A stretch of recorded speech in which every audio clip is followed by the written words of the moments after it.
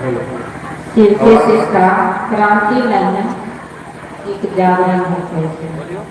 क्रांति मतलब होता है किसी चीज का बदलाव जो होता है ना, उसमें लोग मारे जाते हैं। लाइव चल रहा है। किसी चीज को बदलने के लिए पूरी समाप्ति हो जाती है। जैसे क्रांति होगी, युद्ध होगा, उसमें मारा जाता। जागरण का मतलब ये होता है कि व्यक्ति के अंदर कोई चीज है जो सोया हुआ है, सुसुप्त है, वो जगा नहीं है।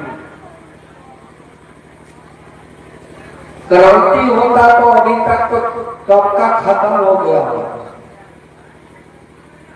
ये जागरण है कि व्यक्ति के अंदर में वह शिव है, सोया हुआ। कहा ही गया है, जस जीव तस शिव। जितना जीव है उसमें शिव है, लेकिन लक्षण शिव का है नहीं। हम आदमी के बारे में परमात्मा का सबसे कुछ अच्छा बनाया हुआ है इस दुनिया में, तो वो है आदमी। तुलसीदास भी रामचरितमानस में लिखते हैं, इस बात को लिखते हैं कि बड़े भाग्य मानुष तन पावा। सोचिए, वो लिख रहे हैं कि बड़े भाग्य मानुष तन पावा। अगली लाइन है, सुर दुर्लभ। सुर मतलब होता है देवता, देवता को भी ये दुर्लभ है। देवता भी आना चाहे आदमी के शरीर में, लेकिन दुर्लभ है। उनकी भी ऐसी कमाई नहीं है कि वो आदमी रूपी शरीर में यहाँ।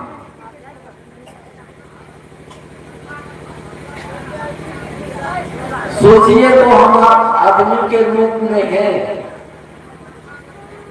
आदमी का लक्षण है अपने आप।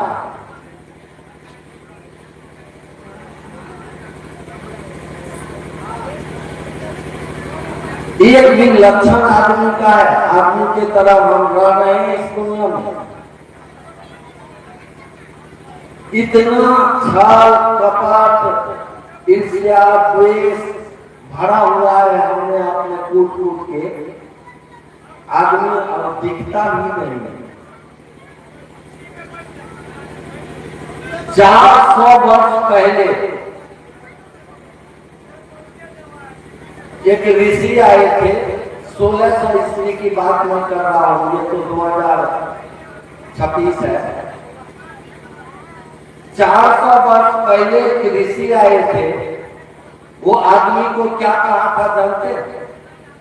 उसकी एक लाइन सुना था। वो अपने शिष्यों के साथ बैठे हुए थे, मतलब साधुओं के साथ वो बैठे हुए थे और बोल रहे हैं, साधु रे मुर्दों का गांव, साधु रे मुर्दों का गांव। ये मुर्दा हो गया है आदमी, ये मुर्दा का गांव है। वो बोल रहे हैं, नाम था उनका कबीर। कबीर और तुलसीदास जो रामचरितमानस की रचना की है, दोनों एक समय में थे। तुलसीदास थोड़ा ज्यादा बोलते थे, कबीर बहुत कम बोलते, और कबीर हमेशा तुलसी को कहते थे, कम बोलो ना। सोचिए, 400 वर्ष पहले आदमी को देख के धरती पर जब साधुता आती है, साधु आते हैं, वो कहते हैं कि मुर्दों का गांव है।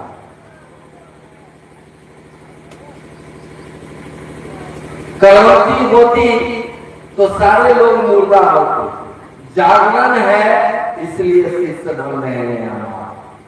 हमारे अंदर में जो सोया हुआ वो शिव की शक्ति जो शिव से संबोधित होती है। हमारी दीदी नीलमानंद जिनकी तस्वीर पीछे लगी हुई है, 2000 की बात है।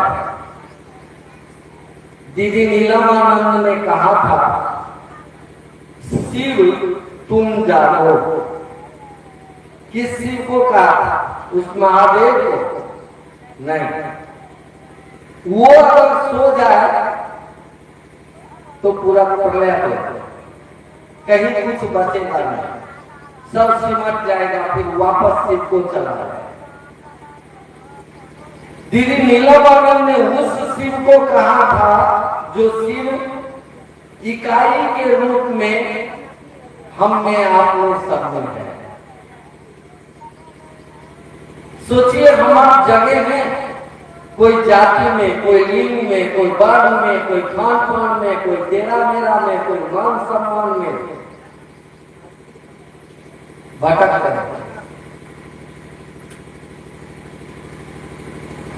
ये जागरण है जो हमको आपको एक दिन ऐसा जगाएगा, शिव बना के छोड़ेगा। और ये संकल्प साहब श्री हरिंद्रनंद ने लिया है कि मैं धरती पर आया हूं आपको शिव से मिलाने, और मिला के ही जाऊंगा। याद रखिएगा जो बात मैं बोल रहा हूं अभी, उन्होंने संकल्प लिया है कि मैं धरती पर आया हूं आपको शिव से मिलाने, मिला के ही जाऊंगा। शरीर में साहब नहीं है, इसका ईमानी मत समझिएगा। साधु मरता नहीं है, और जब साधु नहीं मरता है तो उसकी साधुता भी नहीं मरती है। जिसको जमाया चुपचाप बुद्धि और चल जाए। एक आम आपका प्रणाम नहीं ठीक से स्वीकार कर रहा है, क्या शिव को प्रणाम करिए। मैं देख रहा था उधर चुपचाप कुर्सी पर बैठा हुआ एक महिला जा रही है, दूसरों की इशारा कर रही है कि हम तो चले सनम, तुम भी चलो, हम तो डूबे सनम, तुम भी डूबो।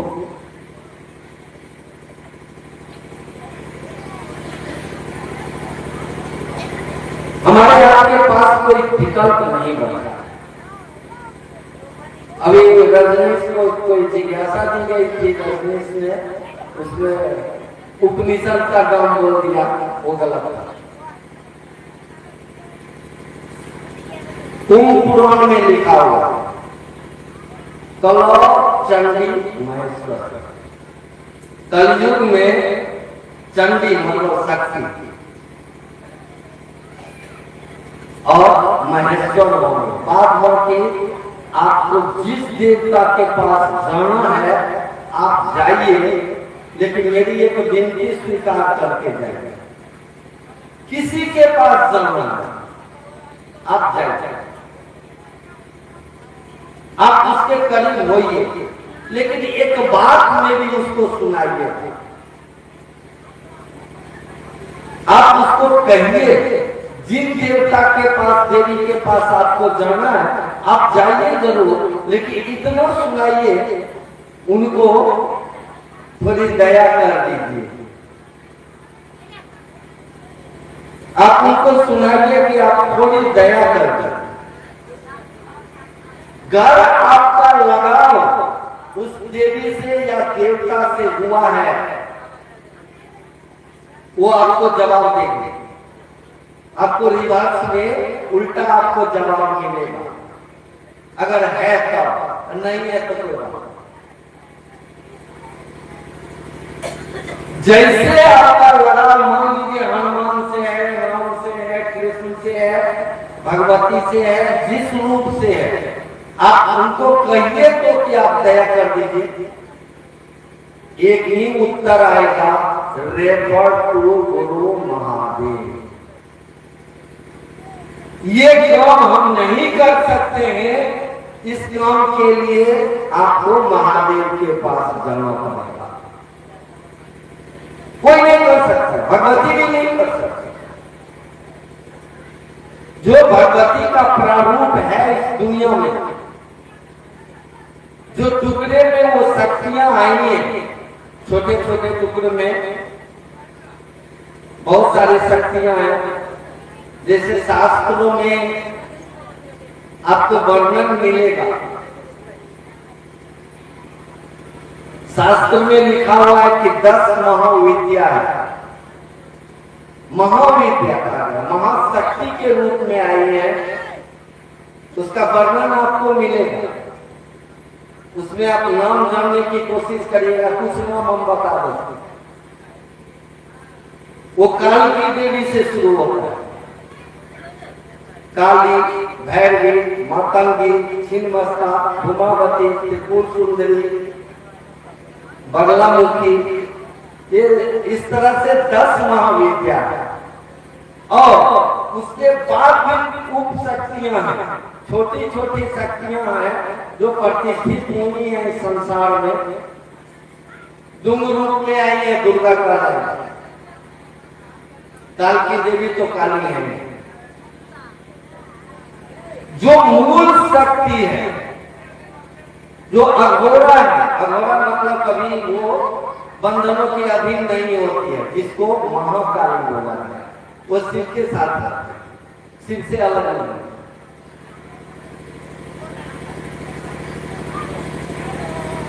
एक बात समझने की कोशिश करें, ये सृष्टि भी उसी शिव का है। साधु लोग भी बोल के गए, लिखा भी हुआ है कि एको अहम बहुश्याम, मैं एक हूं, मैं ही एक से अनेक में बदला हूं। वही शिव हमारे आत्मा के रूप में है। कहीं झूठ बोल रहा है, कहीं सच बोल रहा है, कहीं अमत कर रहा है, कहीं बमत कर रहा है, कहीं वो मुर्गा बना हुआ है, तो कहीं मुर्गा काटने वाला बना हुआ है, तो कहीं मुर्गा खाने वाला भी वही बना हुआ है। सब में वही है। शास्त्र बोलते जब पिंडे तब ब्रह्मांडे, जितना पिंड के रूप में है वो सारा ब्रह्मांड है, हमारा भी पिंड के रूप में है। मैं इसको प्रमाणित कर देता हूं। आदमी जब मरता है ना, सनातन में जो लोग मरते हैं उसका श्राद्ध कर्म किया गया। आप देखिएगा कि वहां पंडित जी जो है वो खोआ का हो या चावल का हो, दूध के साथ बना के पिंड बनाता है और कहता है पिंड दान हो गया। आज वो जो आया था, वो जो शक्तियां शिव की आई थी, वो शिव को वापस हो गई, लेकिन उसके पढ़ने उड़ने से मंत्र से होने वाला नहीं। इसलिए कि वो शक्तियां जब नीचे उतरती है तो वही शिव बंधनों में बांध देते।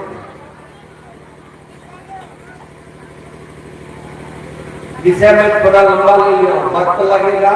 जो उकाट जाइएगा वो अपना उठ के चुपचाप चलेगा, नहीं अच्छा लगेगा तो उसको सुनो।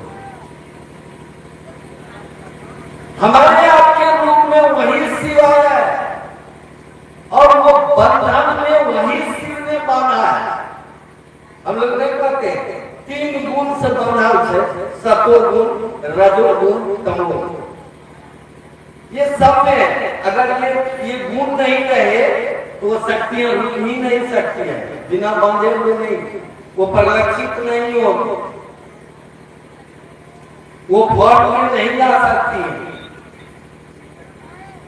जैसे बिजली का करंट आया है, मशीन के द्वारा क्या कर रहा है, मेरे साउंड को बढ़ा देता है, लाउड कर देता है, बढ़ा के आपको दे रहा है, वो बंधनों के अधीन है। ठीक वो शक्ति जो आई है हमारे आपके रूप में, वो बंधनों के अधीन है। अगर बंधन नहीं होगा तो आपको भूख नहीं लगेगी, आपको प्यास नहीं लगेगी, आप में कोई वृत्तियां काम नहीं करेगा। इस बंधनों के ऊपर में भी और चीज लगा गया है। 3 बंधन से तो बना सतोगुण, रजोगुण, तमोगुण, और ला दिया ऊपर से। क्या ला दिया? 50 तरह की वृत्तियां हमारे आपके मन पर नाचती रहती है। अभी आप चर्चा में बैठे, एक वृत्ति आप पर हावी हो जाए तुरंत छटपटाने लगेगा। मैं एक व्यक्ति का नाम लूं, प्यास वृत्ति है, नींद भी मिलती है, भूख भी मिलती है। 50 तरह की वृत्तियां काम करती हैं। अगर वृत्ति को हटा लीजिए, हमारा आपका काम तमाम। हम आप कुछ नहीं, कुछ करेंगे ही नहीं। हम बच्चा जो पैदा होता है उसकी जो प्रक्रिया है उसको भी कहा गया है एक वृत्ति है, काम वृत्ति। अब हम उस वृत्तियों में पड़े। एक ऋषि ऐसे बहुत वर्षों पहले की बात मैं कर रहा हूं, उन्होंने कहा है कि चित्त वृत्ति निरोधा योगा। गौर करिए, मैं कहना क्या चाह रहा हूं कि हमारे आपके चित्त पर, हमारे आपके चित्त के ऊपर में जो वृत्तियों का प्रभाव है, इसको थोड़ा थोड़ा रोकिए ना। जैसे रुकेगा, वो बोल रहे हैं कि चित्त, संस्कृत में लिखा हुआ, चित्त वृत्ति निरोधा योगा। हमारे आपके चित्त पर जो वृत्तियों का प्रभाव है उसको निरोध करो, उसको रोको। तुम्हारा योग परमात्मा से होगा। ये भैया, ये वृत्ति रुकेगी कैसे? अभी भाई प्रकाश जी बोल रहे थे शिव की दया के बारे में, मैं हंस रहा था चुपचाप।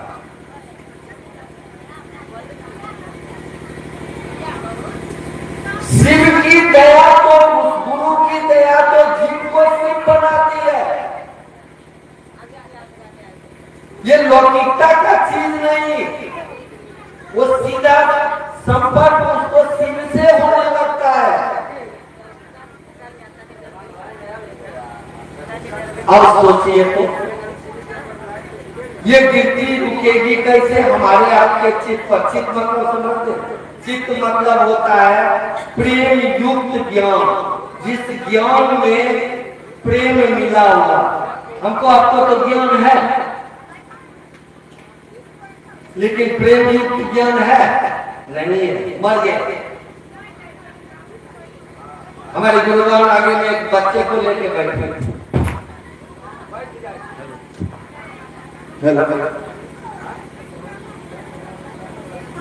इनका बच्चा धोखा से उठे और गिर गया, और उसका ओठ फूट गया, बल्ला डाल गया। मान लीजिए अब इनका बच्चा है, इनको जो दर्द होगा और गुरुवान को नहीं होगा, नहीं होगा। आज समाज में देख लीजिए, आपके बगल में कोई केकिया रहा है, आप गारा नहीं सोएंगे, सब में तो वही शिव है। आपकी संवेदना कहाँ है? आप क्यों नहीं है?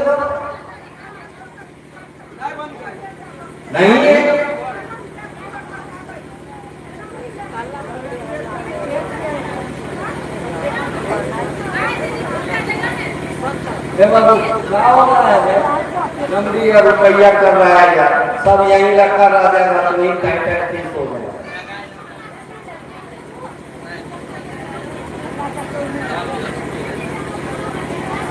मैं क्या बोल रहा था भूल गया। मेरा लाइन तो कहीं और से आता है, आप लोग समझ रहे कि हम बोल रहे हैं, बोल तो कोई और रहे हैं। हाँ, तो जो दर्द इनको होगा इसमें कि इन्होंने अपने बच्चे से प्रेम किया है, उस बच्चे का ज्ञान उनके सीने में छिपा हुआ है। हम आप किस देवता से प्रेम किए हैं जरा बताइए तो, एक का भी आप नाम बताइए। और उसके लिए आपके सीने में क्या जगह है, आपके दिल में क्या जगह है। हम तो शिव चर्चा में देखे थे आज से 22 साल पहले आप ही के बेगूसराय जिला रात में 1 बजे हम लोग शिव चर्चा से लौट रहे थे। महादेव का मंदिर खुला हुआ था और उस पर कोई दूध चढ़ाया था सामने, कुतवा साला चाट रहा था। सोचिए क्या दर्द है आपके सीने में। शिव चर्चा में लंबा चौड़ा लोग भाषण करेंगे, शिव शिष्टा एक एहसास है, एक दर्द है, अनुभव है, ठेकना है, जो साहब से सुन रखा है, यूट्यूब पर सुना है या जब जैसे भी सुना है, भटर भटर भटर भटर कर रहा है। लेकिन जिस दिन उसके सीने में शिव के प्रति अगर दर्द पैदा हुआ ना बाबू, कि स्थिति क्या होगी जानते? गाना सुनते, गानों में गाया है, चोट लगी तुझको तो दिल ये मेरा रोता है। वही शिव हर जगह है, कहां नहीं है वो, कण कण में है वो। और उसी की दया हमको आपको इस जीव जगत से मुक्त करती है और शिव से जोड़ती है। मैंने देखा है 22 साल में, 18 साल तो हम साहब के साथ जब तक वो शरीर में रहे, अंतिम क्षण तक मैं वहां था। जिस समय भर्ती हुए थे ठीक 6 घंटा के बाद मैं पहुंच गया था साहब। उस समय मैं बेगूसराय में था और मालूम हुआ मैं जैसे था वैसे घर आया, थोड़ा पैसा का इंतजाम किया और भाग के 3 बजे में रात में मैं पारस हॉस्पिटल रांची पहुंच। चलिए उन चीजों से आप लोगों को क्या लगा। अभी एक बात से मुझे तकलीफ हो रही, अभी पूर्व में किसी चीज की घोषणा हुई है, मैं दोहराना नहीं चाहता, इस बात से मुझे बहुत तकलीफ।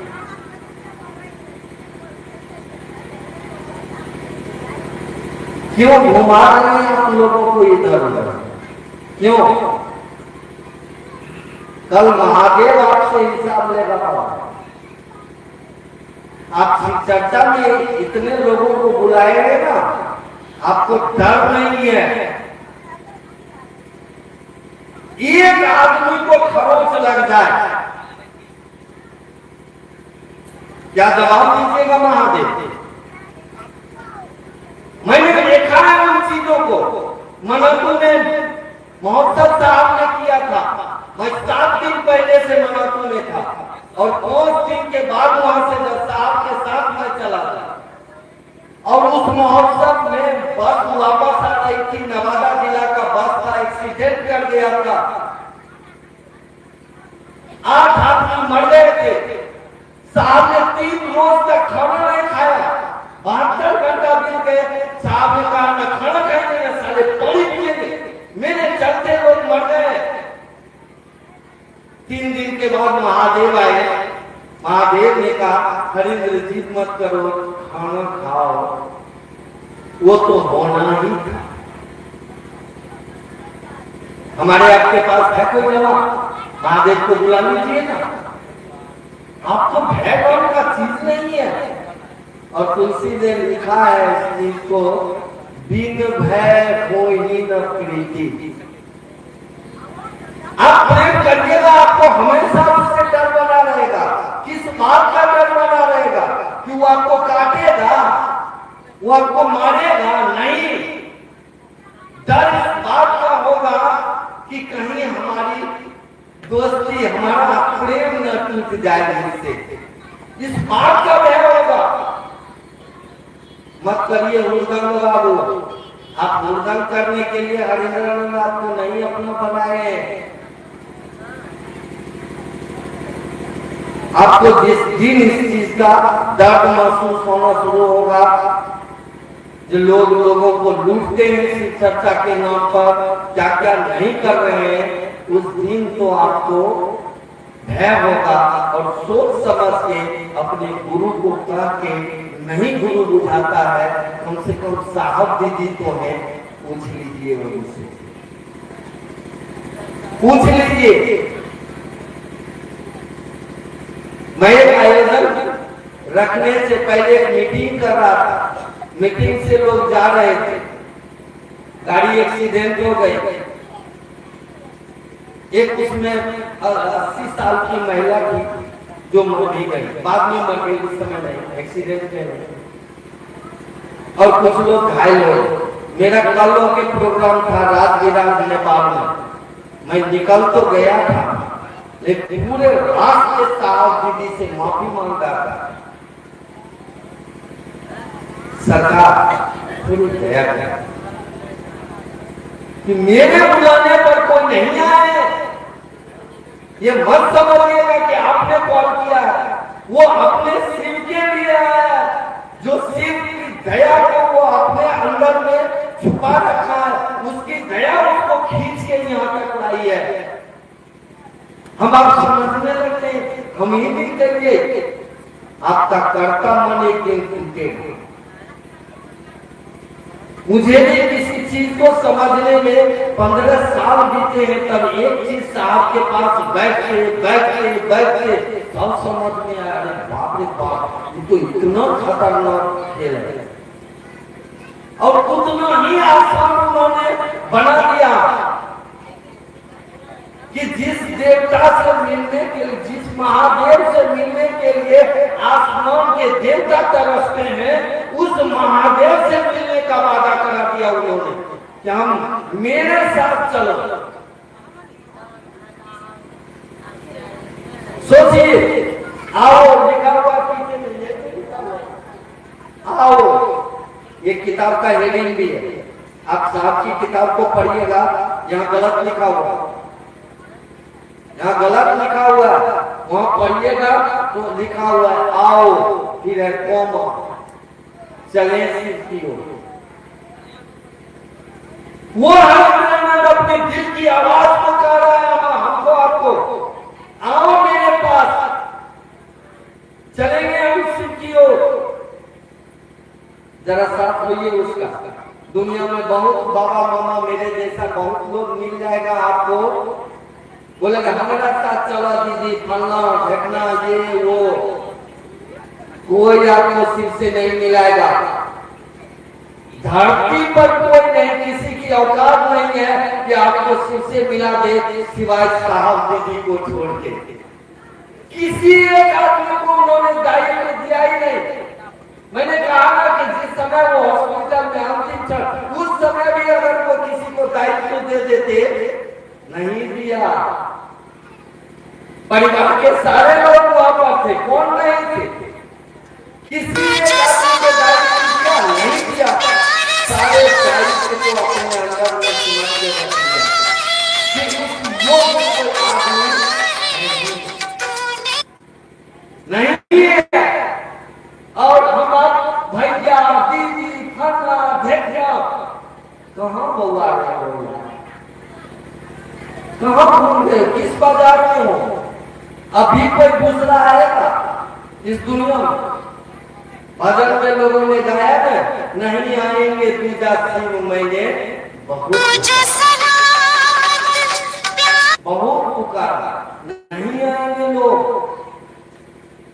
चलिए साहब दीदी के साथ मत भटकिए, एक तो पहले से ही दुनिया में भटक रहे हैं, और याद रखिए कि एक जीवात्मा की जीवन यात्रा,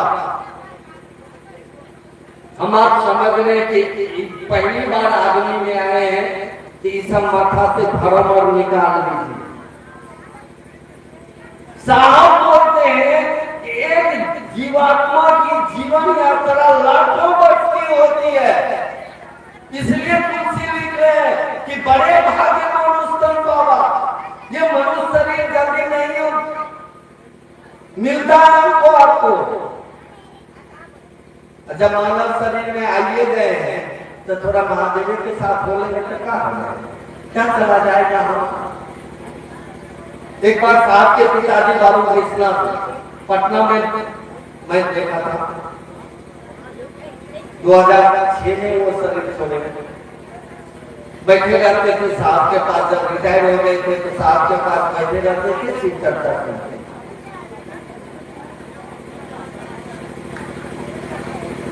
साहब को बोलते थे ये भाई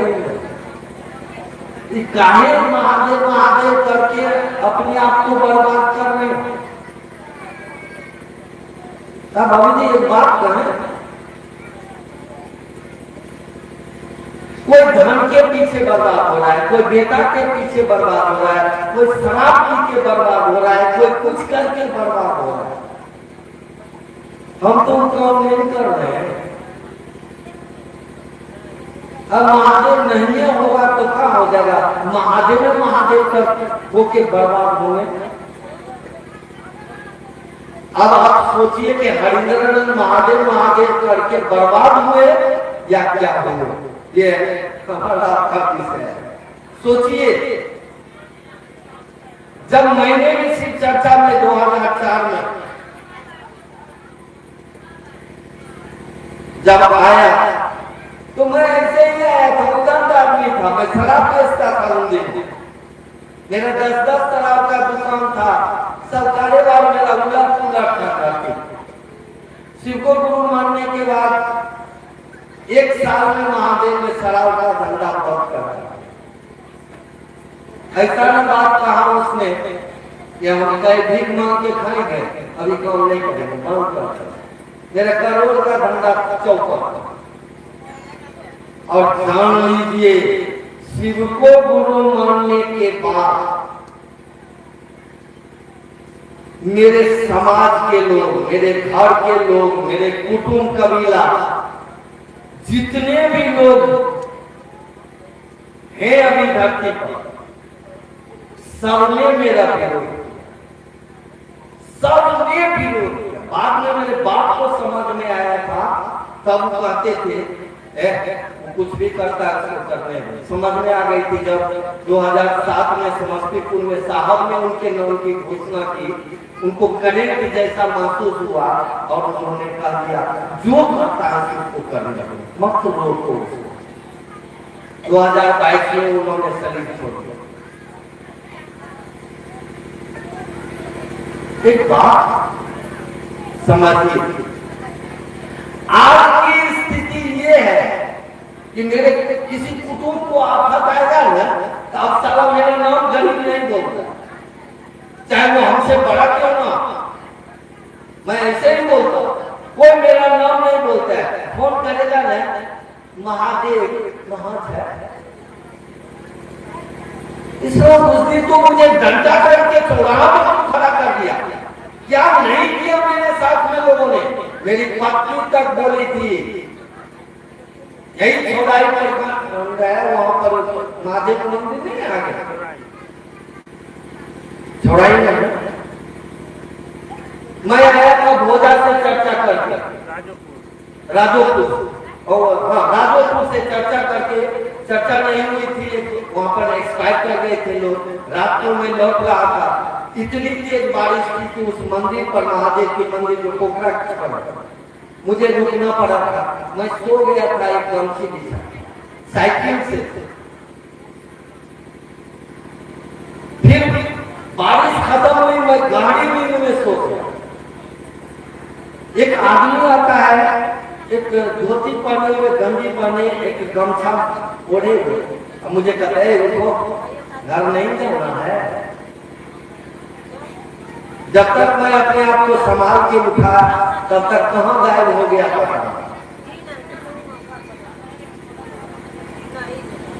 मेरी पत्नी ने कहा कि मेरे खेत में और व्यक्ति आया है कि हम उसको उठ के खाना देंगे, और अभी मैं बैठा हूँ 3 बार उससे फोन किया, कहाँ है, उनके बोलो चर्चा में थोड़ा देख लीजिएगा, ऐसे घटना हो गई। मैंने कहा कुछ नहीं होगा, चुप रहो। क्यों? क्यों आप मुझे ढूंढ रहे हैं? क्या हुआ है उस गरीब में? इसलिए उसको बुझाया कि कल का जो गरीब था वो साला मर गया, दूसरा गरीब आ गया इस दुनिया में। इसलिए कि कल तक जो जगत के आकर्षण में तेरी मेरी करता था, किसी को गाली देता था, किसी से गाली सुनता था, किसी पर गोली चलाता था, तो कभी गोली खाने के डर से छूटता था। क्या हुआ? कुछ नहीं हुआ है। एक जागरण हुई है इसके अंदर में। वो सिर्फ जगह समझने लगा कि ये सब मेरे हैं, मात्र गोली में नहीं समझता है, हर दर्द को समझता है। कुछ नहीं किया है साहब ने, वो अपनी दया से वो पहले का जो था उसको खत्म कर दिया, समाप्त हो गया। क्या हुआ? एक जागरण कितना बड़ा परिणाम देता है, ये हम आप आज तक अंदाज नहीं लगा पाए हैं। जिस दिन इसका अंदाजा होगा ना, क्या क्या नहीं करिएगा आप उस सिर के लिए, अपने सिर के लिए, अपने सिर के लिए हरिंद्रानंद क्या किए अंतिम क्षण तक। मैंने देखा था पारस हॉस्पिटल में साहब को, जब होश में आए तो हम मनु बाबू और गए थे मिलने के लिए आईसीयू में। जानते हैं साहब होश में आने के बाद क्या बात किया था? देखिए वो अंदर आईसीयू में पड़े हुए हैं और होश में आने के बाद क्या कहते हैं, मैं दर्द सुनाता हूं उनकी, देवार आ जाइएगा। उन्होंने कहा है मेरे बहुत सारे भाई बहन हैं बाहर में है, अभी तक वो पानी तक नहीं पिए हैं, उनको पता है कि मेरा भैया बीमार हो गया है। उन्होंने आप लोग जाइए, कुछ पानी, कुछ सत्तू, कुछ चाय का इंतजाम करिए, मेरे भाई बहन धूप में है, उनके लिए कुछ इंतजाम करिए। क्या दर्द है आपको? बहुत बोल रहे हैं, बहुत भाषण हो रही है इसी चर्चा में।